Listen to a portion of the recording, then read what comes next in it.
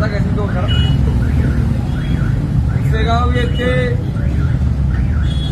मागच्या 1-2 महिन्यापूर्वी अतिक्रमण हटाव मोहीम चालू केली होती. सर्व अतिक्रमण काढलेलं आहे, परंतु बाहेरून पुसेगावमध्ये गर्दीसाठी येणारे लोक, प्रवासी यांच्या चुकीच्या पार्किंग व्यवस्थेमुळे म्हणजे काय बघतच नाहीत ना कुठे गाडी लावायची काय. त्याच्यामुळे अशा प्रकारे सर्व जाम होते दाखवायची कशी परिस्थिती झाली आहे. परत काय ह्या बाजूला ही पलटण रोडचा विषय आहे ना.